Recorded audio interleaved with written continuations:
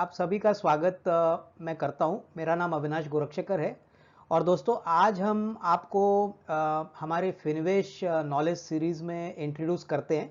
दोस्तों ये knowledge series हमने इसलिए शुरुआत की है ताकि आम निवेशकों को अच्छी कंपनीज़ की जानकारी मिले और सबसे बड़ी बात दोस्तों हम काफ़ी sectors as well as companies इस नॉलेज सीरीज़ में कवर करेंगे और मेरे अलावा काफ़ी ऐसे जानकार रहेंगे जो इस प्लेटफॉर्म पे आएंगे और जहाँ पे वो companies as well as sector का नॉलेज आप सभी से शेयर करेंगे।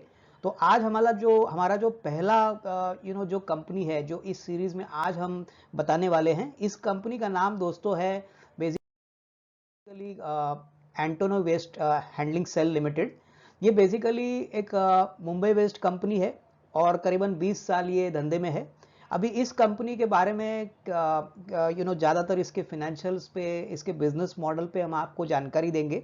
मोस्ट इम्पॉर्टेंटली ये industry that is municipal solid waste management industry कितनी बड़ी है, कितना स्कोप है आगे बढ़ने के लिए, इसके बारे में भी हम आपको जानकारी देंगे। तो इससे आपको एक अच्छा अंदाजा आएगा कि कंपनी का ग्रोथ पोटेंशियल अगले 2-3 साल में कैसा रहेगा और ये कंपनी निवेश के लिए कैसे अच्छी है। तो आगे वाले स्लाइड में चलते हैं। दोस्तों एक जनरल डिस्क्लेमर जो हम यहाँ पे आपको शेयर करना उचित समझते हैं, वो पहला है कि ये प्रेजेंटेशन जो हमने कंपनी का आपको अभी प्रस्तुत किया है वो बेसिकली एक स्टॉक रिकमेंडेशन नहीं है। सारा मटेरियल जो ये कंपनी का हमने इस प्रेजेंटेशन में डाला है वो ज़्यादातर पब्लिक सोर्सेज से अवेलेबल है। और सबसे बड़ी बात दोस्तों, ये एक एजुकेशनल इनिशिएटिव है, ये स्टॉक रिकमेंडेशन नहीं है। यहाँ पे हम आपको बाय सेल या होल्ड का कोई रिकमेंडेशन नहीं दे रहे। जो भी जानकारी है वो बेसिकली पब्लिक जानकारी है और हम उसको सिर्फ हाईलाइट करना चाहते हैं कि ओवरऑल कंपनी के प्रोस्पेक्ट्स और ओवरऑल कंपनी किस इंडस्ट्री में काम कर रही है। कोई भी इन्वेस्टमेंट डिसीजन कोई भी पार्टिसिपेंट लेता है वो उसका खुद का डिसीजन रहेगा। और हमको ये कहते हुए बहुत ये अच्छा लग रहा है कि जो भी निवेश अगर कोई ये प्रेजेंटेशन देख के करता है तो वो इन्वेस्टर को अपने सेबी एडवाइजर से कंसल्टेशन करने के बाद ही इस कंपनी में वो निवेश कर सकते हैं। हमारी तरफ से ये स्टॉक रिकमेंडेशन बिल्कुल नहीं है।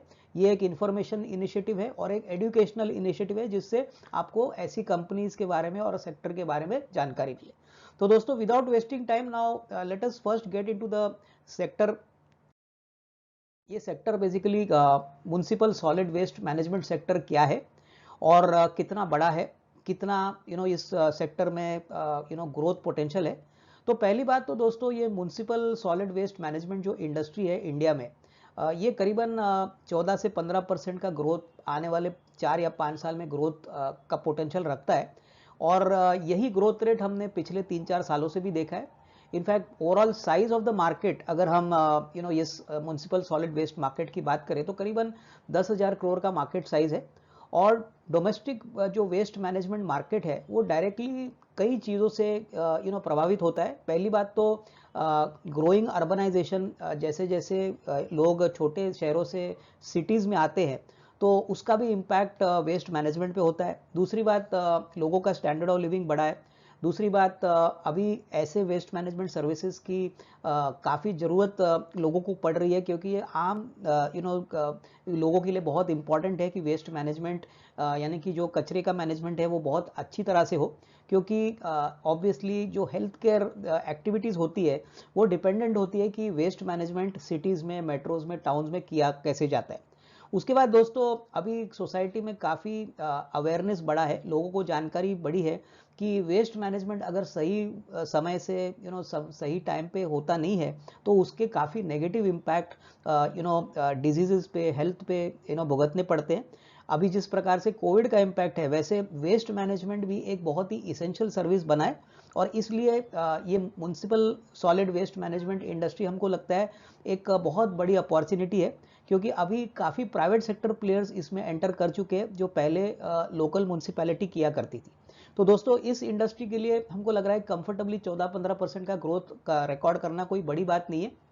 और यहाँ पे सबसे बड़ी बात है कि ये इंडस्ट्री हमको लग रहा है आगे 10, 15, 20 साल के लिए कंटिन्यूसली ग्रो करेगी, क्योंकि जैसे जैसे सिटी बढ़ेगी और जैसे सिटी आम पॉपुलेशन इन सिटीज़ में बढ़ेगा तो कचरे का जो मैनेजमेंट है वो बहुत इंपॉर्टेंट रहेगा।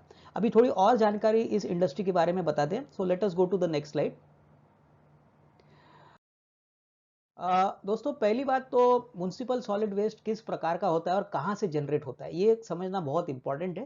पहली बात तो म्युनिसिपल सॉलिड वेस्ट कहीं से वेरियस ऑप्शन तरीके से आता है। एक तो रेसिडेंशियल जो लोग होते हैं जो कचरा रोज का फेंकते हैं, वहाँ से म्युनिसिपल सॉलिड वेस्ट जनरेट होता है। दूसरा कमर्शियल सेगमेंट है, जैसे कि दुकानें हैं, हॉस्पिटल्स है, होटल्स है, रेस्टोरेंट्स है, ऑफिस मॉल्स है, ऑफिसेज है। उसके बाद इंस्टीट्यूशनल जो सेगमेंट होता है वहाँ पे हॉस्पिटल्स, फिर गवर्नमेंट और प्राइवेट ऑफिसेज होते हैं, फिर उसके बाद स्कूल्स होते हैं, हॉस्टल्स होते हैं, तो यहाँ से भी कचरा जनरेट होता है। उसके बाद कंस्ट्रक्शन साइट से या कंस्ट्रक्शन सेगमेंट से भी कचरा काफ़ी जमा होता है, टिपिकली कंस्ट्रक्शन साइट से, रोड के रिपेयर से। उसके बाद जहाँ पे डिमोलिशन का काम होता है, मान लीजिए कोई बिल्डिंग का डिमोलिशन होता है या रेनोवेशन हो रहा है, तो वहाँ से भी कचरा जनरेट होता है। और दूसरा जो नॉर्मल कचरा का जनरेशन होता है वो बेसिकली स्ट्रीट्स पे जो भी कचरा मैनेजमेंट होता है, लैंडस्केपिंग होती है बिल्डिंग्स की या पार्क्स की या बीचेस की भी वो सफाई होती है, खेल कूद के लिए जो जगह होते हैं वहाँ से कचरा जनरेट होता है। तो दोस्तों म्युनिसिपल सॉलिड वेस्ट मैनेजमेंट कहीं वेरियस जगह से ये जनरेट होता है, लेकिन उनका मैनेजमेंट और डिस्पोजल ये बहुत इंपॉर्टेंट होता है। अभी किस प्रकार का कचरा जनरेट होता है वो भी इम्पॉर्टेंट है। हमने देखा है कि जो सॉलिड वेस्ट कंटेंट है वो अलग अलग प्रकार का हो सकता है, जैसे कि खाने पीने की चीज़ें हो, प्लास्टिक हो, टेक्सटाइल्स हो, लेदर हो, वुड हो, फिर ग्लास हो, कंज्यूमर इलेक्ट्रॉनिक्स हो, बैटरीज हो, पुराने टायर्स, फिर कार्डबोर्ड, प्लास्टिक्स। उसके बाद जब हम कंस्ट्रक्शन सेगमेंट की बात करें तो वहाँ पे जो कांच, मिट्टी, स्टील, वुड, ऐसे चीज़ें भी कचरे को डिफाइन करती है। और सबसे बड़ी बात दोस्तों कि जो आम कचरा मैनेजमेंट होता है जो स्ट्रीट्स पे होता है, आम जो हम लोग के गलियों में और रास्तों पे होता है, उसमें भी कई तरीके के कचरे के कैटेगरीज होते हैं। अभी ये सारा जो वेस्ट मैनेजमेंट या कचरा मैनेजमेंट है ये बेसिकली अभी म्यूनसिपैलिटीज़ ने थोड़ा सा आउटसोर्सिंग किया है, काफ़ी प्राइवेट कंपनीज इस इंडस्ट्री में एंटर किया है। और इसलिए ये इंडस्ट्री एक ऐसी इंडस्ट्री है जहाँ पे नॉट ओनली ग्रोथ पोटेंशियल काफ़ी बढ़िया है, बट दोस्तों हम समझते हैं कि आने वाले कम से कम 5-10 साल के लिए कंफर्टेबली जिस प्रकार की अभी सफाई की ज़रूरत है इनके लिए बहुत बड़ा रनवे है। इसका मतलब काफ़ी बड़ा पोटेंशियल है और आगे भी हमको लग रहा है इसलिए कि ये इंडस्ट्री में अच्छी तरह से ग्रोथ पोटेंशियल कंटिन्यूसली रहेगा। अभी आगे वाले स्लाइड पे चलते हैं। अभी दोस्तों पहली बात तो म्युनिसिपल सॉलिड वेस्ट जो सेगमेंट है उसका ग्रोथ डायरेक्टली ग्रोइंग अर्बनाइजेशन पे होता है। अर्बनाइजेशन का मतलब हमने आपको बोला है कि गांव से और टाउन से काफ़ी लोग बड़े शहरों में आते हैं, अपना घर बसाते हैं, और उसके बाद ऑब्वियसली जैसे जैसे वो रहते हैं ऑब्वियसली वेस्ट का जनरेशन होता है, उसका मैनेजमेंट और डिस्पोजल बहुत इंपॉर्टेंट होता है। अभी पर कैपिटा वेस्ट जनरेशन अगर हम इंडिया में बात करें तो करीबन 200 से 600 ग्राम पर प्रतिदिन होता है, और कई मेट्रोज पे तो हमने देखा है कि ये इससे भी काफ़ी ज़्यादा है। जैसे कि मेट्रो जैसे शहर में, जैसे चेन्नई में, ये करीबन 708 या 710 ग्राम प्रतिदिन पर पर्सन होता है। कलकत्ता में तो ये 662 ग्राम्स पर डे पर पर्सन है। और इसका मतलब है कि ये करीबन 2 गुना से ज़्यादा वेस्ट बेसिकली ज़्यादा जनरेट करते हैं टायर 3 सिटीज़ के मुकाबले में, क्योंकि बड़ी सिटीज़ है, यहाँ पे आबादी भी काफ़ी ज़्यादा है। और सबसे बड़ी बात दोस्तों आपको ये बात समझनी है कि पर कैपिटा वेस्ट जनरेशन जो होता है ना, हर प्रति दिन प्रति पर्सन जो जनरेट वेस्ट होता है वो बेसिकली पॉपुलेशन से डायरेक्टली लिंक्ड होता है। जहाँ पॉपुलेशन ज़्यादा होती है वहाँ पे ऑब्वियसली कचरा ज़्यादा निकलता है, लेकिन ऐसा भी एक्सेप्शंस हमने देखा है कि कई छोटे सिटीज़ है जैसे कि विजयवाड़ा है जहाँ पे पॉपुलेशन कम है लेकिन बेसिकली कचरा की क्वांटिटी ज़्यादा है। अभी इस बात की पुष्टि ये बताता है कि जैसे जैसे लोग लाइफ में प्रोग्रेस करते हैं, उनका स्टैंडर्ड ऑफ लिविंग बढ़ता है, तो ऑब्वियसली कचरा भी ज़्यादा ऑब्वियसली क्वांटिटी में बढ़ता है, और ये काफ़ी इंपॉर्टेंट रोल प्ले करता है कैपिटल वेस्ट जनरेशन में। अभी सबसे बड़ी बात दोस्तों, एक बात मान लीजिए कि कचरा जो है वो अलग तरीके का होता है, अलग अलग ऑप्शन से आता है, इसको मैनेजमेंट करना बहुत इंपॉर्टेंट है। और आगे ये कंपनीज कैसे मैनेज करती है और उसके क्या तरीके हैं वो हम आपको इस प्रेजेंटेशन में बताएंगे। So let us go to the next slide. दोस्तों पहली बात तो अभी म्युनिसिपल बॉडीज पे बहुत प्रेशर है कि वो बहुत तेजी से एनवायरमेंटल नॉर्म्स मेंटेन करे, सिटीज को बहुत साफ रखे। और इसमें सबसे बड़ी बात है कि इंडिया में काफ़ी चैलेंजेस है अक्रॉस एवरी स्टेज, कि जब तक वो ये स्वच्छ solid waste management value chain complete करे। सबसे बड़ा जो बेसिकली जो सबसे बड़ा चैलेंज है वो ये है कि कचरे को सिर्फ कलेक्ट नहीं करना है, बट उसकी वैल्यू चेन में उसको डिस्पोजल करना है। और ये डिस्पोजल का मतलब क्या है आगे हम आपको बताएंगे कि इसको पूरी तरह से लैंडफिल में या बायोगैस में या कहीं और तरीके से कन्वर्ट करके उसको हाइजीनिकली प्रोसेस करना है। अभी ऑलमोस्ट 85 टू 90% जो वेस्ट जनरेट होता है दोस्तों, उसमें से सिर्फ 40 से ऑलमोस्ट 50% ये बेसिकली प्रोसेस होता है हाइजीनिकली। और अभी भी काफ़ी स्कोप है कि बैलेंस 45 टू 50% का जो बैलेंस कचरा है उसको हाइजीनिकली प्रोसेस करें। अभी इंडिया में ऐसे बहुत गिने चुने कम कंपनीज है जो ये पूरी तरह से काम इंटीग्रेटेड लेवल पे काम करती हैं। कई कंपनीज है जो सिर्फ कचरा कलेक्ट करती है और वहाँ पे डिस्पोजल डंप्स में उसको इसको ट्रांसफ़र करती है, लेकिन उसके बाद जो प्रोसेसिंग होता है वो गिने चुने कंपनीज करती है। तो आगे जो कंपनीज इस सेक्टर में सर्वाइव करेगी वो वही कंपनीज होगी जो इंटीग्रेटेड प्लेयर्स है, जो कचरा कलेक्ट करती है, ट्रांसपोर्ट करती है और उसको वापस प्रोसेस करती है, जिससे और वैल्यू एडिशन इन कंपनीज को मिलता है। तो ऐसी कंपनीज में डेफिनेटली ग्रोथ पोटेंशियल ज़्यादा रहेगा। और यहाँ पे हमको लग रहा है कि गिने चुने ऐसे प्लेयर्स हैं जो निवेश के काबिल है, और उसके बारे में हम आपको आगे स्लाइड प्रेजेंटेशन में ज़रूर बताएंगे। So let us go to the next slide. अभी दोस्तों गवर्नमेंट ने क्या इनिशिएटिव्स ये म्युनिसिपल सॉलिड वेस्ट सेक्टर के लिए अनाउंस किया है। सबसे बड़ा जो इनिशिएटिव गवर्नमेंट ने अनाउंस किया है वो बेसिकली दोस्तों है स्वच्छ भारत मिशन। अभी हम सभी जानते हैं कि गवर्नमेंट ऑफ इंडिया और प्रधानमंत्री ने ये स्वच्छ भारत मिशन बहुत जोरों से अनाउंस किया है, अभी भी जारी है। टोटल कॉस्ट जो स्वच्छ भारत मिशन का प्रोजेक्ट का इस म्युनिसिपल सॉलिड वेस्ट प्रोजेक्ट के लिए जो लगा है वो करीबन 620 बिलियन रुपया है। इसमें से जो सेंट्रल गवर्नमेंट है उसका शेयर करीबन 148 बिलियन है, और बैलेंस जो पैसा आता है वो स्टेट गवर्नमेंट और यूनियन टेरिटरीज के बजट से आता है। तो अभी फिलहाल तो ये नंबर फिलहाल बड़ा नहीं है, ऑलमोस्ट 50% जो सेंट्रल गवर्नमेंट का शेयर ही अभी तक अलॉट हुआ है FY18 तक। और लेकिन हमको लग रहा है कि पिछले 2 साल में दैट इज FY17 और 18 में इसकी जो एलोकेशन है और जो खर्चा हुआ है वो काफ़ी तेज़ी से बढ़ा है। अभी काफ़ी म्यूनसिपैलिटीज़ और स्टेट गवर्नमेंट्स इस एरिया को बहुत सीरियसली देख रहे हैं, क्योंकि कचरे का मैनेजमेंट और वेस्ट मैनेजमेंट एक बहुत बड़ा इसेंशियल सर्विस बन चुका है। और इनिशियली जब ये स्वच्छ भारत मिशन शुरू हुआ था तभी फोकस बेसिकली टॉयलेट कंस्ट्रक्शन पे था, लेकिन अभी जो फंडिंग सॉलिड वेस्ट मैनेजमेंट का आ रहा है वो ज़्यादातर FY17 से इस फोकस एरिया पे ज़्यादा पैसा खर्चा हो रहा है।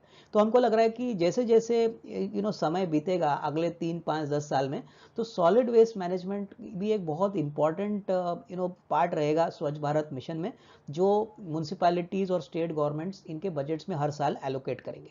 तो ये डेफिनेटली एक जारी मिशन रहेगा। यहाँ पे पैसे की एलोकेशन हर साल होती है बजट्स में, स्टेट गवर्नमेंट के बजट में, और इससे डेफिनेटली इंडस्ट्री को बहुत बड़ी सहायता मिलेगी, क्योंकि यहाँ पे वेस्ट मैनेजमेंट और जो कचरे का मैनेजमेंट है दोस्तों वो एक इसेंशियल सर्विस माना जाता है। So having said this friends, अगले स्लाइड पे चलते हैं।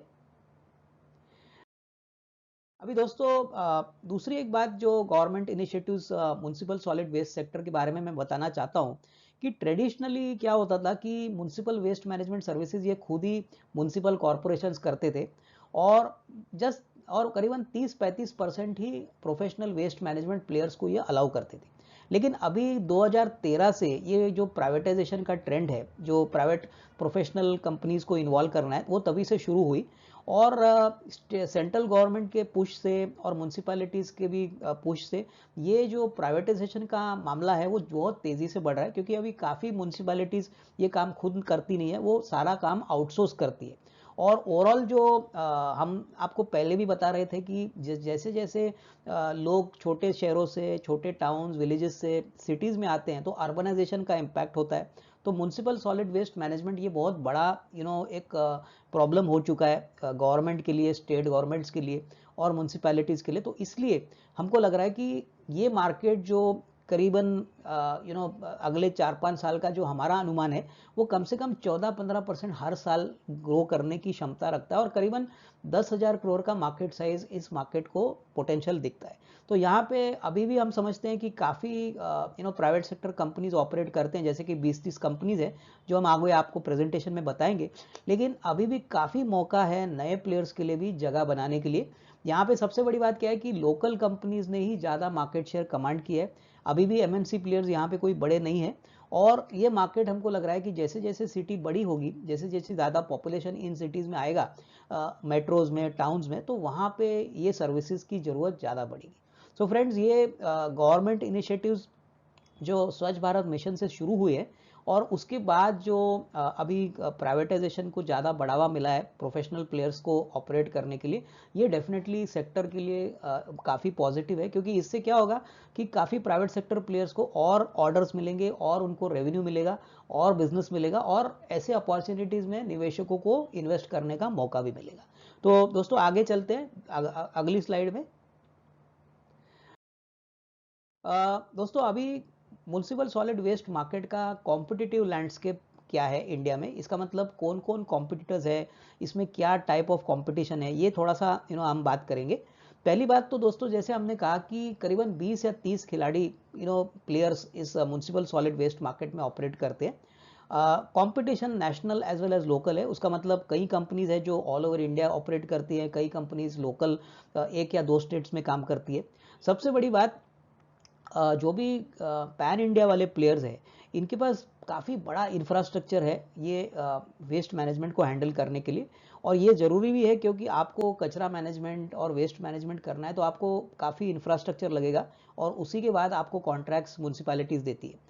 उसके बाद जो एंड यूज़र वाले जो कस्टमर सेगमेंट्स है उसमें पहला नंबर तो म्यूनसिपैलिटीज़ का लगता है, उसके बाद फर्टिलाइज़र कंपनीज है, स्टेट इलेक्ट्रिसिटी बोर्ड्स है। तो ये 2-3 बड़े सेगमेंट्स हैं जहाँ पे सबसे ज़्यादा बिजनेस आता है। बट म्यूनसिपैलिटीज़ करीबन 75-80% मार्केट शेयर कमांड करती है। और सबसे इम्पॉर्टेंट जो की कॉम्पिटिटिव फैक्टर्स होते हैं दोस्तों, जो म्यूनसिपल सॉलिड वेस्ट मार्केट में माना जाता है, वो पहली बात तो ये जो प्लेयर्स होते हैं उनको अच्छा एक्सपीरियंस और बिजनेस एक्सपोजर होना चाहिए ऐसे प्रोजेक्ट्स में पार्टिसिपेट करने के लिए। क्योंकि कोई भी कंपनी को अगर कॉन्ट्रैक्ट कोई म्यूनसिपैलिटी देती है तो उसका कम से कम 4 या 5 साल का ट्रैक रिकॉर्ड देखा जाता है और उसके बाद ही उसको कॉन्ट्रैक्ट अवॉर्ड किया जाता है। और सबसे बड़ी बात, इनको अलग अलग प्रोजेक्ट्स में कितना इन्होंने काम किया है, जैसे वाटर है, पावर है, एनवायरमेंटल सेक्टर्स है। उसके बाद जो भी प्लेयर इस इंडस्ट्री में आता है उसको प्रोजेक्ट मैनेजमेंट और एग्जीक्यूशन कैपेबिलिटीज़ बहुत इंपॉर्टेंट होती है, क्योंकि municipal solid waste management market में कलेक्शन, ट्रांसपोर्टेशन और उसके बाद ट्रीटमेंट, डिस्पोजल और रिसाइकलिंग, ये सारी चीज़ें अगर उस प्लेयर के पास कैपेबिलिटी है तो ही उसको ये कॉन्ट्रैक्ट मिलता है और उसके बाद ही म्यूनसिपैलिटी उनको ऐसे अवार्ड कॉन्ट्रैक्ट अवार्ड करती है। सबसे बड़ी बात, उनके पास एक डिसेंट फिनेंशियल ट्रैक रिकॉर्ड और फिनेंशियल कैपेसिटी होनी चाहिए कि वो इंफ्रास्ट्रक्चर एसेट्स में पैसा निवेश करे, मशीनरी में निवेश करे, क्योंकि काफ़ी हद तक अभी वेस्ट मैनेजमेंट और कचरा का जो मैनेजमेंट है वो काफ़ी मैकेनाइज्ड और मॉडर्नाइज्ड हो गया है। पुराने दिनों में काफ़ी काम मैन्युअली होता था, लेकिन अभी काफ़ी चीज़ें मशीन से की जाती थी। तो कितनी कैपेसिटी कंपनी के पास है निवेश करने के लिए इंफ्रास्ट्रक्चर इक्विपमेंट में, मशीनरी में, ये भी देखा जाता है। तो ओवरऑल दोस्तों, ये municipal solid waste management market का एक कॉम्पिटिटिव लैंडस्केप है जो सारे प्लेयर्स को फुलफिल करना होता है और उसी के बाद उनको अच्छी टिपिकली कॉन्ट्रैक्ट्स मिलते हैं। तो बेसिकली दोस्तों, now let us go to the next slide. अभी दोस्तों ये जो स्लाइड है वो बहुत इंपॉर्टेंट है, क्योंकि इससे हम आपको बताएंगे कि कौन सी कंपनीज पे आपको ज़्यादा फोकस करना है। दोस्तों पहली बात तो, म्युनिसिपल सॉलिड वेस्ट एक जगह से कलेक्ट किया जाता है, उसके बाद कलेक्शन और ट्रांसपोर्टेशन होता है और उसके बाद उसको ट्रांसफर स्टेशन यानी सेकेंडरी स्टोरेज और सेग्रीगेशन के लिए किया जाता है। अभी यहाँ पे 3 तरीके के वेस्ट या कचरा के प्रोसेस निकलते हैं। एक तो ऑर्गेनिक कचरा होता है, दूसरा रिसाइकलिंग और उसके बाद इनर्ट बोलते हैं, ऑर्गेनिक का मतलब क्या होता है कि उसमें कचरे को कॉम्पोसिटिंग और बायोमेथनॉन का एक प्रोसेस लगा के उसको कन्वर्ट किया जाता है। रिसाइकलिंग में क्या होता है कि वो कचरे को वापस रिसाइकल करके गैसिफिकेशन, फिर उसके बाद इंक्लिनाइजेशन, प्राइलोरोसिस, और फिर उसके बाद रीयूज के लिए वापस तैयार किया जाता है। और फाइनली इनर्ट एक टाइप वेस्ट का प्रोसेस होता है जहाँ पे आपको लैंड फिलिंग, यानी कई जगह पे आपको ये कचरा जो प्रोसेस्ड होता है उसको रोड फिलिंग या लैंड फिलिंग के लिए यूज़ किया जाता है। तो हमें वही कंपनीज देखनी है जो ये सारे प्रोसेसेस में ऑपरेट करती है और जिनके पास वो इंफ्रास्ट्रक्चर और एग्जीक्यूशन कैपेबिलिटीज है। अभी दोस्तों काफ़ी ऐसी कंपनीज है जो सिर्फ कचरा कलेक्ट करती है और कलेक्शन और ट्रांसपोर्ट तक रुक जाती है, पर ऐसे 2-3 प्लेयर्स अभी भी इंडस्ट्री में है जो पूरी तरह से इंटीग्रेटेड प्लेयर्स हम मानते हैं, जो नॉट ओनली कचरा को कलेक्ट करते हैं, उसको ट्रांसपोर्ट करते हैं, उसको वापस प्रोसेस भी करते हैं, और ये 3 प्रोसेसेस में काम करते हैं। तो यही से सबसे ज़्यादा मुनाफा और वैल्यू एडिशन इस कंपनीज को मिलता है। तो आगे हम आपको बताएंगे कि एंटनी वेस्ट हैंडलिंग सेल जो कंपनी है ये किस प्रकार से इस बिजनेस में काम करती है, इसका मेन बिजनेस क्या है। तो उससे आपको जानकारी मिलेगी कि ये कंपनी कितनी इंटीग्रेटेड है और कितनी स्ट्रांगली पोजिशनड है ये municipal solid waste management sector. So friends, let us go to the next slide. दोस्तों अभी हम आते हैं इस कंपनी के बारे में। ये सेक्टर की जानकारी आपको देना बहुत ज़रूरी थी, क्योंकि इस कंपनी का बिजनेस समझाने के लिए आपको ये बताना बहुत ज़रूरी था कि म्युनिसिपल सॉलिड वेस्ट मैनेजमेंट का पोटेंशियल और इसका जो ग्रोथ है वो कैसे चलेगा और ये किस किस प्रकार का सेगमेंट होता है, इसमें इंटीग्रेटेड प्लेयर्स होना क्यों ज़रूरी है। तो Antony Waste handling cell limited ये बेसिकली दोस्तों कंट्री की टॉप 5 प्लेयर्स यानी municipal solid waste management market में आती है। और ये कंपनी दोस्तों पूरी तरह से पूरी municipal solid waste services provide करती है, यानी कि वो सॉलिड वेस्ट कलेक्शन भी करती है, ट्रांसपोर्ट भी करती है, उसकी प्रोसेसिंग भी करती है, और बेसिकली काफ़ी बड़े म्यूनसिपैलिटीज से ये अभी भी काम जारी कर रही है। कंपनी ने करीबन 26 प्रोजेक्ट्स एज ऑफ दिसंबर 20 बैक कर दिए हैं, और इसमें से 18 प्रोजेक्ट्स अभी ऑन गोइंग है, यानी अभी काम चालू है। और यहाँ पे करीबन 12 म्यूनसिपल सॉलिड वेस्ट प्रोजेक्ट्स में ये कलेक्शन और ट्रांसपोर्टेशन प्रोजेक्ट्स का काम करती है, 2 म्यूनसिपल सॉलिड वेस्ट प्रोसेसिंग का काम करती है, और 4 मैकेनाइज स्वीपिंग प्रोजेक्ट्स में इनका एक्सपोजर है। दोस्तों इस कंपनी की बात करें तो इनके जो बड़े कस्टमर्स हैं वो ज़्यादातर म्यूनसिपैलिटीज़ है, जैसे कि म्यूनसिपल कॉरपोरेशन ऑफ जो बीएमसी जो मुंबई का है, उसके बाद थाने म्यूनसिपल कॉरपोरेशन है, फिर उसके बाद नॉर्दर्न दिल्ली म्यूनसिपल कॉरपोरेशन है, फिर नोएडा का जो म्यूनसिपल कॉरपोरेशन है, मैंगलोर म्यूनसिपल कॉरपोरेशन है। तो इन्होंने काफ़ी मेहनत करके 20 सालों से अपना एक ट्रैक रिकॉर्ड मेंटेन किया है, और काफ़ी बड़े म्यूनसिपैलिटी से इनके काफ़ी बड़े प्रोजेक्ट्स हैं। इनफैक्ट काफ़ी दूसरे भी स्टेट्स में अभी इन्होंने एंट्री करने की कोशिश की है। अंदाज़ा है कि आने वाले 6 से 12 महीने में और स्टेट्स में इनको ऑर्डर्स मिलेंगे, क्योंकि इनका मानना है कि महाराष्ट्र के बाहर भी जाके ये अपना बिजनेस फैलाना चाहते हैं। तो ओवरऑल दोस्तों ये एक वेल इंटीग्रेटेड प्लेयर है म्यूनसिपल सॉलिड वेस्ट मैनेजमेंट में, और हर तरीके का काम म्यूनसिपल सॉलिड वेस्ट मार्केट में करता है। तो let us go to the next slide. दोस्तों ये कंपनी के प्रोमोटर्स इस मार्केट में करीबन 20 साल से है, और इनका पहला जो कंपनी का जो मैनेजमेंट टीम का मेन जो प्रमोटर है उनका नाम है मिस्टर जोस जैकब कैलालार, और ये चेयरमैन मैनेजिंग डायरेक्टर है। ये ज़्यादातर बेसिकली बिजनेस डेवलपमेंट इनिशिएटिव्स देखते हैं, और कंपनी के फाउंडर है, और करीबन 19-20 साल से ये धंधे में है। उसके बाद उनका दूसरे जो प्रमोटर है उनका नाम है शिबू जैकब कैलारकाल, ये एग्जीक्यूटिव डायरेक्टर है, और कंपनी के चीफ फाइनेंशियल ऑफिसर भी है। करीबन 19-20 साल का इनका भी exposure solid waste management industry में। तो इनका एक सबसे बड़ा जो पॉइंट मैं आपको बताना चाहता हूँ कि इनका जो बिजनेस है वो बहुत फोकस्ड है, इनका और कोई बिजनेस नहीं है, ये यही बिजनेस 20 साल से कर रहे हैं। और उस पॉइंट ऑफ व्यू से निवेशकों को एक बात अच्छी बात समझनी चाहिए कि ये बहुत ही फोकस्ड मैनेजमेंट है जो यही बिजनेस पे अपना पूरा अटेंशन और एनर्जी डाइवर्ट करते हैं। तो ऐसा नहीं है कि इनके पास और 5 अनरिलेटेड बिजनेसेस है जहाँ पे ये और कोई बिजनेस करते हैं। तो ये एक बहुत फोकस्ड मैनेजमेंट है जो सिर्फ इस बिजनेस के ऊपर पूरी तरह से अपना अटेंशन और कमिटमेंट दिखाते हैं। तो friends, let us go to the next slide now. दोस्तों अभी इस कंपनी का थोड़ा सा बिजनेस मॉडल के बारे में बात करते हैं। पहली बात तो जो Antony Waste handling cell Limited company है, इसके पास 3 टाइप ऑफ कॉन्ट्रैक्ट्स है। और पहला तो कलेक्शन और ट्रांसपोर्टेशन, दैट इज CNT का कॉन्ट्रैक्ट्स होता है। अभी municipal solid waste collection and transport projects जो होता है वो बेसिकली क्या होता है कि डोर टू डोर कलेक्शन होता है। बेसिकली म्यूनसिपल वेस्ट कलेक्ट करना, यानी कि घरों से, झोपड़पट्टी से, कमर्शियल एस्टेब्लिशमेंट से, और दूसरे जो बल्क वेस्ट जनरेटर होते हैं जहाँ पे काफ़ी ज़्यादा मात्रा में कचरा जनरेट होता है, तो ये बेसिकली सब कुछ कलेक्शन एंड ट्रांसपोर्टेशन कॉन्ट्रैक्ट में आता है। और इसके लिए बेसिकली ये काफ़ी इंफ्रास्ट्रक्चर यूज़ करते हैं, जैसे कि डंपर्स है, टिपर्स है। और ये प्रोजेक्ट का काम जो होता है, ये बेसिकली क्या करता है, ये पूरी तरह से कचरे को ट्रांसपोर्ट करके प्रोसेसिंग फैसिलिटी यानी ट्रांसफर स्टेशन को लेके जाता है, या लैंडफिल जो डिस्पोजल साइट है वहाँ पे लेके जाता है। अभी यहाँ पे कंपनी को जो रेवेन्यू मिलता है उसको टिपिंग फीस बोलते हैं। और ये कॉन्ट्रैक्ट्स दोस्तों कैलकुलेट कैसे किया जाता है, इसको बेसिकली पर टन के हिसाब से फिक्स्ड फी इनको मिलती है। और करंटली जो Antony Waste handling Cell company है, इसके पास ऐसे 12 ongoing collection and transport projects है। तो ये बेसिकली ऑनगोइंग प्रोजेक्ट्स है, जहाँ पे रेगुलरली उनको जितना टनेज वो ट्रांसपोर्ट करते हैं उसके हिसाब से उनको एक फिक्स्ड फी पर टन मिलती है, और उस पॉइंट ऑफ व्यू से उनको उनका रेवेन्यू जनरेट होता है।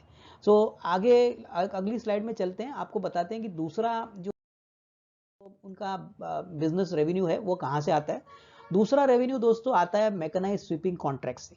अभी मैकेनिकल स्ट्रीट स्वीपिंग कॉन्ट्रैक्ट्स का मतलब क्या होता है कि वहाँ पे वो बेसिकली ऐसे मशीन्स डिप्लॉय करते हैं और मैन पावर यानी लोग एम्प्लॉय करते हैं, जहाँ पे बेसिकली पूरी तरह से जो सफाई का काम होता है रास्तों पे, गलियों में, तो वो पूरी तरह से मैकेनाइज स्वीपिंग कॉन्ट्रैक्ट से होता है। और यहाँ पे जो फीस होती है दोस्तों, वो बेसिकली वापस प्रति किलोमीटर और प्रति आवर और प्रति हेक्टर उनको एक फिक्स्ड फी मिलती है। जितना ज़्यादा वो काम करती है उससे उनका रेवेन्यू ज़्यादा बढ़ता है। अभी कंपनी के पास करेंटली ऐसे 4 ऑनगोइंग मैकेनाइज स्वीपिंग प्रोजेक्ट्स है, और जिससे उनको उनका रेवेन्यू मिलता है। तो ये दूसरा इनकम जनरेटर हो गया एंटनी वेस्ट हैंडलिंग के लिए। पहले जो हमने आपको बोला basically collection and transport projects contracts का होता है, ये दूसरा मैकेनाइज स्वीपिंग कॉन्ट्रैक्ट्स का होता है। और तीसरा दोस्तों जो होता है वो बेसिकली होता है municipal solid waste processing contracts में। अभी दोस्तों कंपनी के पास करंटली इनके पास 2 वेस्ट प्रोसेसिंग कॉन्ट्रैक्ट्स है। पहला जो कॉन्ट्रैक्ट है वो उनके पास कंज्यूमर मार्क का कॉन्ट्रैक्ट है, जो बेसिकली उनकी एक फुल्ली ओन्ड सब्सिडरी चलाती है। और बेसिकली ये जो लैंडफिल का जो काम है, ये बेसिकली करीबन 5000 टन वेस्ट हर दिन प्रति हैंडल करता है। Consumer mark contract basically municipal corporation of greater Mumbai से इन्होंने बैक किया है, और ये 25 साल कॉन्ट्रैक्ट है जो FY 2036 में एक्सपायर होगा। दूसरा जो कॉन्ट्रैक्ट उनको मिला है सॉलिड वेस्ट प्रोसेसिंग का, वो बेसिकली पिंपरी चिनवड कॉन्ट्रैक्ट है। जो पिंपरी चिनवड कॉन्ट्रैक्ट है वो उनको पिंपरी चिनवड म्युनिसिपल कॉर्पोरेशन से मिला है, और ये भी 21 साल पुराना कॉन्ट्रैक्ट है जो FY 40 तक चलेगा। अभी इन दोनों कॉन्ट्रैक्ट्स में कंपनी क्या करती है, बेसिकली पूरी तरह से मटेरियल रिकवरेबिलिटी, कॉम्पोजिट, उसके बाद प्रोसेसिंग, और उसके बाद उसको एनर्जी प्रोसेसिंग के लिए कैसे यूज़ किया जाता है, लैंडफिल के लिए कैसे यूज़ किया जाता है, ये पूरी तरह से ये कॉन्ट्रैक्ट्स में इनबिल्ट होता है। तो ये प्रोजेक्ट्स बैक करना बहुत मुश्किल, आसान बात नहीं होती। आपके पास इंफ्रास्ट्रक्चर है, आपके पास एग्जीक्यूशन कैपेबिलिटी है, तो ही ऐसे बड़े कॉन्ट्रैक्ट्स आपको मिलते हैं। तो ये एंटनी वेस्ट मैनेजमेंट ने बहुत अच्छी तरह से मैनेज करके दिखाया है, और अंदाज़ा है कि आने वाले 1-2 सालों में उनके और भी 1-2 ऐसे बड़े कॉन्ट्रैक्ट्स मिलेंगे। तो friends, let us go to the next slide. अभी दोस्तों इस कंपनी की थोड़ी सी फाइनेंशियल एनालिसिस और नंबर्स के ऊपर बात करते हैं, क्योंकि ये बहुत इंपॉर्टेंट है कि हमने इंडस्ट्री के बारे में बात की, फिर उसके बाद हमने कंपनी के बिजनेस मॉडल के बारे में बात की, लेकिन अभी आंकड़ों के बारे में अगर बात करें तो ये कंपनी कैसी दिख रही है। दोस्तों अगर हम FY 20 की बात करें तो कंपनी ने करीबन 450 करोड़ का कामकाजी रेवेन्यू रिकॉर्ड किया है, करीबन 126 करोड़ का कामकाजी मुनाफा यानी ऑपरेटिंग प्रॉफिट जनरेट किया है। और करीबन 27 या 28% के EBITDA मार्जिन पे ये काम कर रही है। तो मोटा मोटी धंधा काफ़ी अट्रैक्टिव है, क्योंकि 27-28% का मार्जिन कोई छोटा मार्जिन नहीं है। उसके बाद अगर हम देखें तो कंपनी का जो प्रॉफिट आफ्टर टैक्स है वो करीबन 17 करोड़ जो 2016 में था वो बढ़ के 27 करोड़ हो गया FY20 के लिए। FY20 में दोस्तों एक एक्सेप्शनल राइट ऑफ था, इनका करीबन 20 करोड़ का एक राइट ऑफ था, इसलिए इनका मुनाफा कम हो गया है, लेकिन वो वन टाइम है। अगर हम इसको एक्सक्लूड करें तो जो मुनाफा बॉटम लाइन पे आना चाहिए एक्चुअल में FY20 के लिए वो कम से कम 45 करोड़ है। तो ओवरऑल हमको लग रहा है कि कंपनी ने बहुत ही रीजनेबली अच्छा परफॉर्मेंस दिखा है। हालांकि कंपनी के बोरोइंग्स भी है, लेकिन जिस प्रकार से इन्होंने अपने कामकाजी मुनाफे के मार्जिन 27-28% पे मेंटेन किए, हमको लग रहा है कि कंपनी काफ़ी वेल पोजीशनड है। सबसे बड़ी बात, कंपनी के ऑपरेशंस बहुत ही प्रॉफिटेबल है और ये हमको लग रहा है कि आगे आने वाले सालों में इनको काफ़ी मदद मिलेगी। तो friends, now let us go to the next slide. अभी दोस्तों रेवेन्यू शेयर हर प्रोडक्ट कैटेगरी का इस कंपनी का कैसे है, हमने आपको तीन तरह के इनके बिजनेस इनकम्स कहाँ से आते हैं बताए थे। तो बेसिकली जो कलेक्शन और ट्रांसपोर्ट म्युनिसिपल सॉलिड वेस्ट का जो सेगमेंट है, ये इनके लिए सबसे बड़ा है। करीबन 283 करोड़ का रेवेन्यू इन्होंने FY20 में यहाँ से कमाया। उसके बाद म्युनिसिपल सॉलिड वेस्ट प्रोसेसिंग यहाँ पे 136 करोड़ कमाए, और कॉन्ट्रैक्ट रेवेन्यूज तीसरा जो सेगमेंट है यहाँ पे इन्होंने करीबन 31 करोड़ कमाए। आगे आने वाले सालों में दोस्तों कंपनी ने ऑब्वियसली डिसाइड किया है कि वो collection and transport municipal solid waste और म्युनिसिपल सॉलिड वेस्ट प्रोसेसिंग पे काम करेगी। इनफैक्ट आने वाले एक दो सालों में कंपनी ने काफ़ी पैसा भी इन्वेस्ट करने की बात की है, specifically municipal solid waste processing करने के लिए। और इसलिए हमको लग रहा है कि आने वाले 2-3 सालों में कंपनी का ग्रोथ करंट लेवल से भी काफ़ी मजबूत आने की पॉसिबिलिटी है। तो आगे आने वाले स्लाइड पे चलते हैं।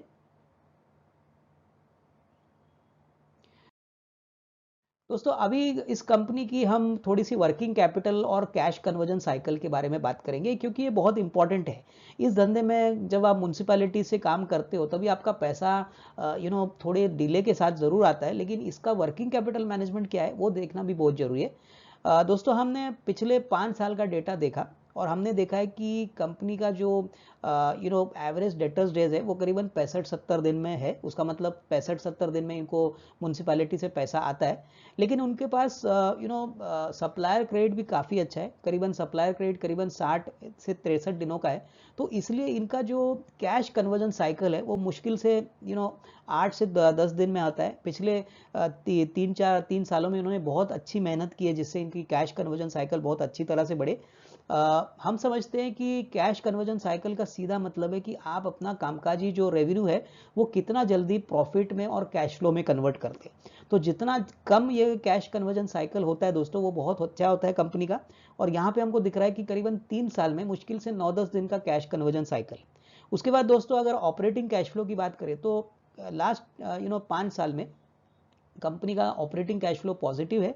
करीबन 96 करोड़ का ऑपरेटिंग कैश फ्लो इन्होंने FY20 में रिकॉर्ड किया है।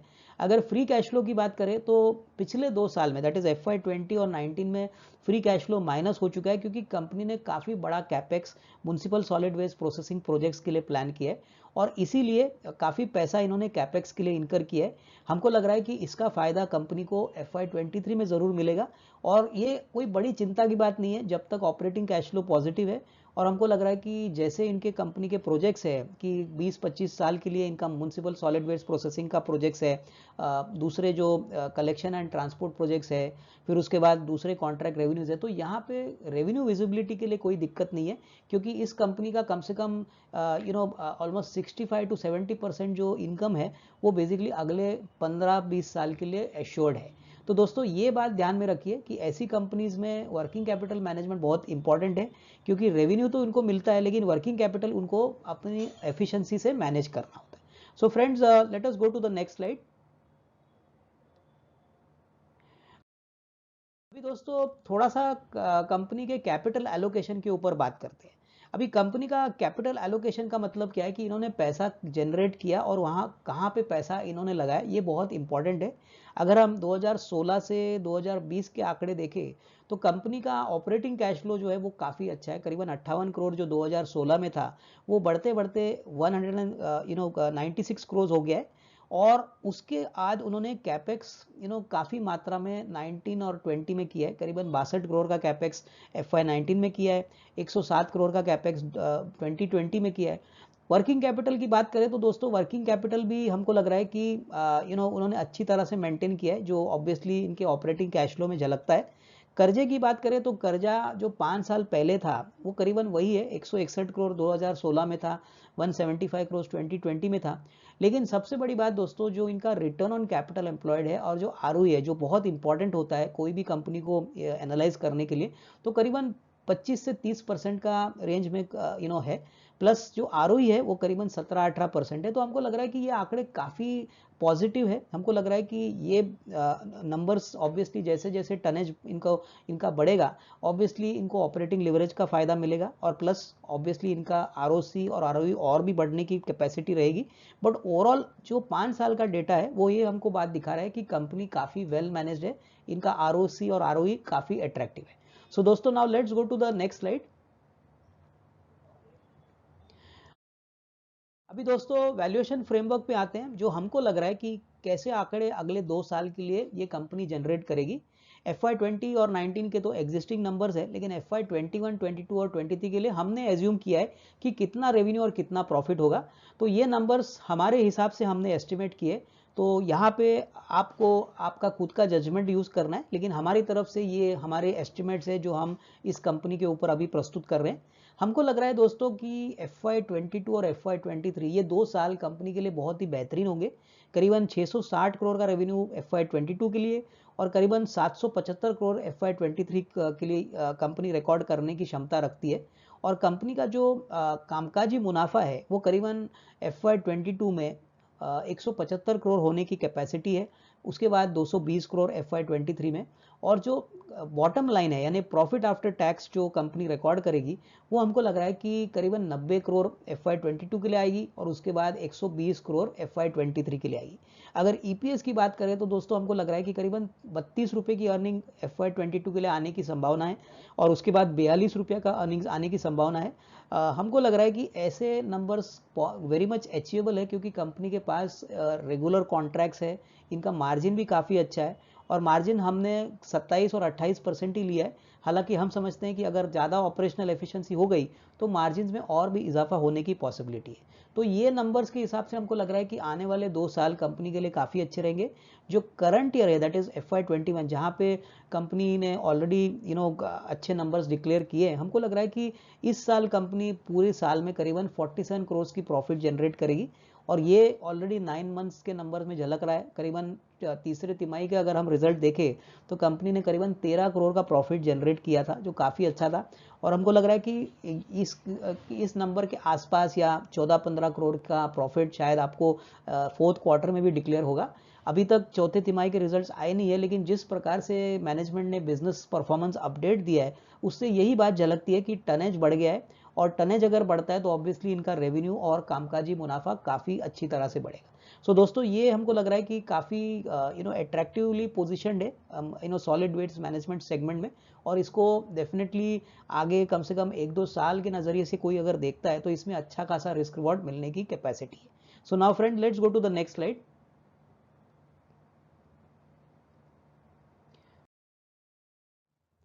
अभी दोस्तों पहली बात तो इस कंपनी को अगर वैल्यूएशन फ्रेमवर्क की बात करें तो ग्लोबल वेस्ट मैनेजमेंट जो कंपनीज है, हमने देखा कि ग्लोबल वेस्ट मैनेजमेंट कंपनीज दोस्तों करीबन 27 और 25 के पी पे ट्रेड करती है। और अगर हम इस कंपनी की बात करें तो FY22 के हिसाब से 10 के पी पे चल रही है। अगर FY23 की बात करें तो 8 के पी पे मल्टीपल पे करें तो ग्लोबल कंपनीज के मुकाबले में ये कंपनी बहुत ही सस्ती है। दूसरी बात, इस कंपनी के ज़्यादातर जो प्रोजेक्ट्स है वो कम से कम अगले 10 साल के लिए टाइड अप है। इसका मतलब है कि इनकी रेवेन्यू विजिबिलिटी बहुत ही स्ट्रांग है। उसके बाद दोस्तों अगर हम ऑपरेटिंग प्रॉफिट मार्जिन देखें तो 27-28% का मार्जिन इन्होंने लगातार मेंटेन किया है। इसके बाद ROC और रिटर्न ऑन कैपिटल एम्प्लॉयड ये भी बहुत अच्छा है।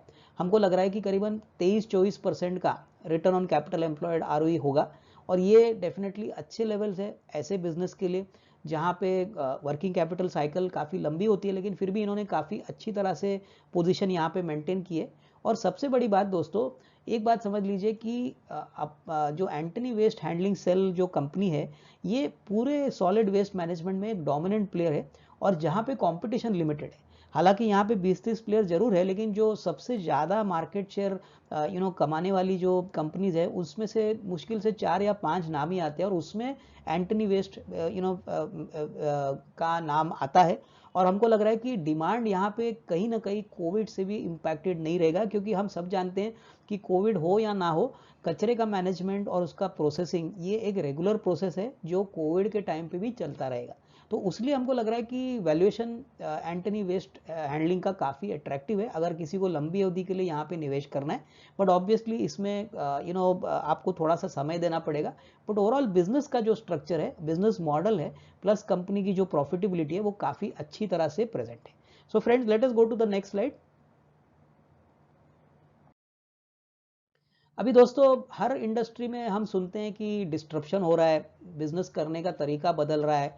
तो अभी दोस्तों हमको लग रहा है कि आपको ये बताने में मुझे कोई डाउट नहीं है कि अनलाइक एनी अदर सेक्टर जहाँ पे बहुत सारा डिस्ट्रप्शन हो गया है, ऑनलाइन बिजनेसेस ने ऑफलाइन बिजनेसेस को काफ़ी इम्पैक्ट किया है। काफ़ी लोग बेसिकली ऑनलाइन अभी इस्तेमाल करते हैं, जैसे कि आईटी हो गया, फार्मा हो गया, एसेट लाइट बिजनेसेस हो गया। लेकिन अगर हम वेस्ट मैनेजमेंट की बात करें, सॉलिड वेस्ट मैनेजमेंट की, तो ये एक ऐसा सेक्टर है दोस्तों जहां पे कोई भी इस प्रकार का डिस्ट्रप्शन कम से कम आने वाले 10-15 साल के लिए नहीं आएगा। क्योंकि दोस्तों ये बिजनेस अभी भी बहुत नया है और सबसे बड़ी बात, इसके लिए ग्रो करने के लिए स्केलेबिलिटी बहुत ही सिग्निफिकेंटली है करंट लेवल से। क्योंकि अभी भी जो बेस है solid waste management market India में, वो बहुत कम है। और सबसे बड़ी बात दोस्तों, सॉलिड वेस्ट मैनेजमेंट एक ऐसा सेक्टर है जहां पे आपको ऑनलाइन तरीके से आप अपना कचरा मैनेज नहीं कर सकते, आपको फिजिकल एफर्ट लगेगी और इसके लिए ये सेक्टर में इतना बड़ा डिस्ट्रप्शन आएगा ऐसा लग नहीं रहा है। सबसे बड़ी फैक्टर जो एस्टैब्लिश्ड कंपनीज यहाँ पे जो सक्सेसफुल होगी, इसके लिए सबसे बड़ी जो चुनौती और जो रिक्वायरमेंट रहेगी दोस्तों, वो ये रहेगी कि जो भी वेस्ट मैनेजमेंट कंपनीज होगी, यहाँ पे आपको देखना है कि इनके पास कितना मॉडर्न इक्विपमेंट है, कितना कॉन्ट्रैक्ट विजिबिलिटी है, कितने फिक्स्ड कॉन्ट्रैक्ट्स है अगले 10 साल के लिए, 15 साल के लिए। और सबसे बड़ी बात, जो कंपनी अपना वर्किंग कैपिटल मैनेजमेंट बहुत अच्छी तरह से करती है, वो बेसिकली ऐसे सेक्टर में बहुत अच्छी तरह से ग्रोथ रिकॉर्ड करेगी। क्योंकि ये कोई डाउट नहीं है कि ये जो धंधा है वो ज़्यादातर म्यूनसिपैलिटी से ही आता है और म्यूनसिपैलिटी ही आगे धंधा उन्हीं को देगी जो बहुत कॉम्पिटिटिव रहेंगे, क्योंकि ये सारे कॉन्ट्रैक्ट्स बिड से कंपनीज बैक करती है और जिसका भी कॉन्ट्रैक्ट सबसे कॉम्पिटिटिव होता है उसी को कॉन्ट्रैक्ट मिलता है। और उसके बाद कंपनी को अपना कॉस्ट मैनेजमेंट खुद ही करना पड़ता है। तो पहले तो टेक्नोलॉजी का यूज़ और दूसरा वर्किंग कैपिटल मैनेजमेंट, ये बहुत इंपॉर्टेंट है अगर इस सेक्टर में कोई भी कंपनी को सक्सेसफुल होना है। बट डिस्ट्रप्शन के पॉइंट ऑफ व्यू से दोस्तों हमको नहीं लग रहा है कि यहाँ पे कोई बड़ी दिक्कत होगी, क्योंकि ये बेसिकली ऐसा सेक्टर है जहाँ पे फिजिकल इन्वॉल्वमेंट की जरूरत ज़रूर लगेगी और ये ऑनलाइन बिल्कुल नहीं कर पाएगा। तो उसलिए बड़ा डिस्ट्रप्शन यहाँ पे आने की कोई उम्मीद नहीं है। तो ये बहुत स्टेबल और स्टेडी सेक्टर है। तो friends, let us go to the next slide. अभी दोस्तों, इंडस्ट्री के ग्रोथ ड्राइवर्स क्या है और क्या की पॉजिटिव्स है, ये हम आपको बताएंगे। अभी दोस्तों एक बात समझ लीजिए कि यहाँ पे जो इंडस्ट्री का ग्रोथ है वो कंफर्टेबली हमको लग रहा है कि 12 से 14% हर साल अगले 5 साल के लिए तो कंफर्टेबली रहेगा। और म्युनिसिपल सॉलिड वेस्ट इंडस्ट्री एक इसेंशियल सर्विस इंडस्ट्री मानी जाती है और यहाँ पे इसलिए हमको लग रहा है कि बहुत आगे, कम से कम अगले 5-10 साल में अच्छी तरह से और ग्रोथ आने की संभावना है। क्योंकि यहाँ पे स्टेट गवर्नमेंट्स हर साल अपने बजट में एलोकेशंस बढ़ाने की क्षमता ज़रूर रखेंगे, क्योंकि ये इनकी जिम्मेदारी है कि हेल्थ केयर के पॉइंट ऑफ व्यू से, सफाई के पॉइंट ऑफ व्यू से इनको ये करना बहुत ज़रूरी है। उसके बाद दोस्तों हमको लग रहा है कि अगले 5 साल में जो बजट्स आएंगे बेसिकली स्वच्छ भारत मिशन प्रोजेक्ट के लिए, ये भी बेसिकली सेंटर से बढ़ेंगे, प्लस उसके बाद स्टेट गवर्नमेंट्स भी अपने एलोकेशंस बढ़ाएंगे। तो इसका सीधा impact professional waste management companies पे होगा, क्योंकि जैसे जैसे ज़्यादा आउटसोर्सिंग प्राइवेट सेक्टर कंपनीज को दिए जाएंगे, वहाँ पे ऑब्वियसली प्राइवेट सेक्टर प्लेयर्स को ज़्यादा फायदा होने की संभावना रहेगी।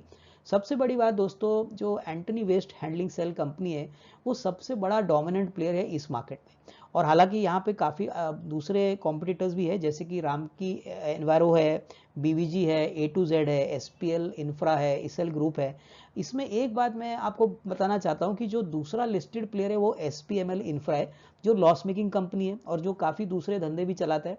राम की एनवायरो एक अनलिस्टेड कंपनी है। इसका मतलब क्या है कि जो निवेशक है जो ये सेक्टर में प्ले करना चाहते हैं, इनके पास काफ़ी लिमिटेड चॉइसेस है, और इसलिए इस सेक्टर में हमको लग रहा है कि सबसे बड़ा जो पॉजिटिव इन्वेस्टर्स के पास में है कि इनको एक अच्छा quality player Antony Waste health के पॉइंट ऑफ व्यू से मिल रहा है, क्योंकि ये लिस्टेड है और हमको लग रहा है कि ये बहुत ही अच्छी तरह से आने वाले 2-3 साल में ग्रो करेगा। और जैसे हमने आपको पहले कहा था कि फ्रेश कंपटीशन इस इंडस्ट्री में आने के लिए बहुत डिफिकल्ट है। एग्जिस्टिंग प्लेयर्स का जो डोमिनेंस है वो आगे भी चलता रहेगा और इसका फायदा कंपनी को जरूर मिलेगा। So friend, let us go to the next slide. अभी दोस्तों मोस्ट इम्पॉर्टेंट थिंग क्या है कि हर इन्वेस्टमेंट में हम आपको बताते हैं कि रिस्क फैक्टर्स क्या होते हैं। तो रिस्क फैक्टर्स की बात करें तो यहाँ पे एक दो बड़े जो रिस्क फैक्टर्स है, वो पहली बात तो ऐसी जो वेस्ट मैनेजमेंट कंपनीज है, इनके लिए म्यूनसिपैलिटीज़ ही सबसे बड़ा क्लाइंट होता है। और हम सब जानते हैं कि म्यूनसिपैलिटीज़ को जो पैसा होता है, बजट होता है, वो बेसिकली स्टेट गवर्नमेंट से आता है। अगर यहाँ पे मान लीजिए कि कोई थोड़ा सा एलोकेशन कम ज़्यादा हो गया, म्यूनसिपैलिटीज़ को कम पैसे मिले, तो ऑब्वियसली उसका सीधा इम्पैक्ट इन कंपनीज़ पे आता है। दूसरी बात, municipal solid waste management business जो है दोस्तों, हमने जैसे आपको पहले भी कहा था कि वर्किंग कैपिटल बहुत इंटेंसिव है, और यहाँ पे depending upon the project working capital का पैसा अटकता है कोई भी प्रोफेशनल कंपनी का। और इसलिए पैसे का जो रोटेशन होता है म्यूनसिपैलिटीज़ का, कभी कभी 2-3 महीने तक मिलता नहीं है, बहुत टाइम के बाद पैसा मिलता है। लेकिन एक बात मैं बताना चाहूँगा कि ये पैसा सिक्योर्ड होता है, ये पैसा डिफ़ॉल्ट कभी नहीं होता। तो कलेक्शन एफिशिएंसी जो है वो थोड़ी बहुत कभी कभी ऊपर नीचे हो सकती है, क्योंकि गवर्नमेंट एजेंसीज है तो कभी कभी पैसा आने में टाइम लगता है। लेकिन दोस्तों एक बात जो इम्पॉर्टेंट है और नोटवर्दी है, जो एंटनी वेस्ट हेल्थ हैंडलिंग के बारे में मैं बताना चाहता हूँ कि डिस्पाइट ये चैलेंजेस के बाद कि म्यूनसिपैलिटीज़ उनके कस्टमर्स है, वर्किंग कैपिटल साइकिल नॉर्मली ज़्यादा है, इन्होंने बहुत अच्छी तरह से अपना बिजनेस को मैनेज किया है। और सबसे बड़ी बात, company operating cash flow positive generate कर रही है, जो बहुत ही अच्छी बात है। दूसरी बात, इनकी वर्किंग कैपिटल मैनेजमेंट भी बहुत अच्छी है, कैश कन्वर्जन साइकिल भी बहुत कम है। तो इसका मतलब इन्होंने बेसिकली बहुत कोशिश की है कि डिस्पाइट द चैलेंजेस इन्होंने अपनी बैलेंस शीट और इतना अपना बिजनेस बहुत एफिशिएंटली मैनेज किया है। और आगे भी हमको लग रहा है कि बिजनेस बढ़ने के बाद में भी ये कलेक्शन एफिशिएंसी ये अगर अच्छी तरह से मेंटेन करते हैं तो इनके लिए डेफिनेटली अच्छी बात है, क्योंकि बैलेंस शीट पे बिल्कुल स्ट्रेन नहीं रहेगा और उनको ज़्यादा कमाई होगी। तो फ्रेंड्स, ये इंपॉर्टेंट बात है कि ये दो रिस्क छोड़े तो बाकी ऐसा कोई बड़ा रिस्क इन बिजनेसेस के लिए नहीं है, क्योंकि नॉर्मली ये कंपनीज जो होती है इनके पास कम से कम 5 या 10 साल का रेवेन्यू विजिबिलिटी होता है, इनके कॉन्ट्रैक्ट्स काफ़ी लंबे होते हैं, और इसीलिए इनके लिए कोई दिक्कत एटलीस्ट शॉर्ट टर्म में नहीं होती। बट वर्किंग कैपिटल और बेसिकली जो इंफ्रा मैनेजमेंट है और जो म्यूनसिपैलिटीज़ है, ये इनके सबसे कस्टमर्स होने के कारण थोड़ी बहुत दिक्कत रिस्क पॉइंट ऑफ व्यू से इन कंपनीज को हो सकती है। So friend, let us go to the next slide.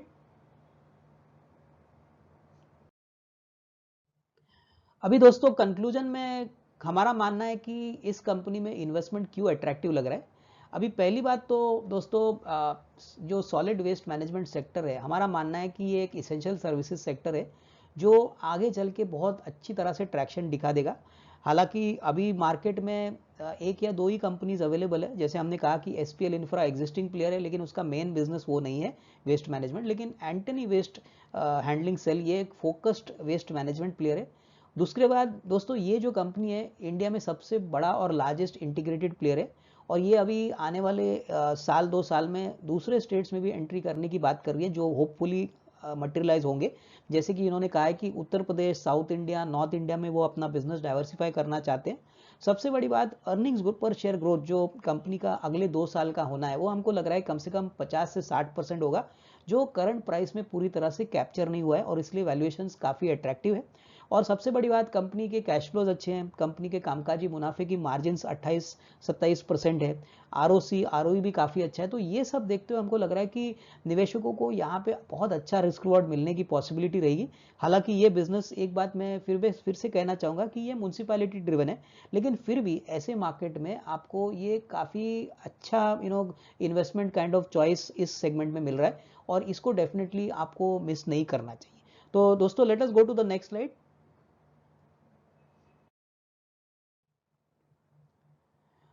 दोस्तों, ये हमारा लास्ट स्लाइड है। इनफैक्ट हमने आपको इस कंपनी के बारे में जो भी इंफॉर्मेशन दी है, हम समझते हैं कि ये आपके लिए बहुत काम की चीज़ होगी, और ये प्रयास हमारी तरफ से हर हफ्ते रहेगा। हम हर हफ्ते कोशिश करेंगे कि आपको एक नई कंपनी या नया सेक्टर या कोई नया एक्सपर्ट आपको इस नॉलेज फिनवेस्ट नॉलेज सीरीज में लाके प्रस्तुत करे, और इससे आपको बहुत फ़ायदा होगा। हमारी आपको एक ही रिक्वेस्ट है बिफोर वी कंक्लूड, कि हमारा एक फिनवेश ऐप है जहाँ पे हम बहुत सारी इन्फॉर्मेशन रिटेल इन्वेस्टर्स को फ्री में ऑफर करते हैं। तो यहाँ पे ज़रूर इस फिनवेश ऐप को डाउनलोड करें। अगर आपको गूगल प्ले पे जाना है तो वहाँ से डाउनलोड करिए। अगर मान लीजिए आपको ये नहीं आता है, तो ये लिंक जो हमने आपको यहाँ पे प्रस्तुत की है, वहाँ पे आप क्लिक करिए आपके मोबाइल से, तो ऑटोमेटिकली ये फिनवेश ऐप आपके मोबाइल पे डाउनलोड होगा। और एक बार ज़रूर यूज़ करिए, क्योंकि यहाँ पे बहुत सारी चीज़ें हैं जो आम रिटेल निवेशकों को उनके मोबाइल पे मिलेगा, और बहुत काम की चीज़ें। तो मैं समझता हूँ कि ये ज़रूर आप हमको इस प्रोसेस में हमको ज़रूर मदद करेंगे और डाउनलोड ज़रूर करेंगे। तो दोस्तों, इसी के साथ आज हमारा ये प्रेजेंटेशन समाप्त होता है। उम्मीद है आप सबको पसंद आया होगा। हमको वापस कोई भी कमेंट या कोई भी क्वेश्चन आपका हो तो हमारे कमेंट बॉक्स में ज़रूर लिखिए। और ये जो प्रेजेंटेशन है, ये तभी सक्सेसफुल होगा जब आप लोग हमको रेगुलरली देखेंगे और हमको लाइक और शेयर करेंगे। तो लाइक और शेयर करना मत भूलिए। तो इसी के साथ दोस्तों, धन्यवाद। Thank you very much.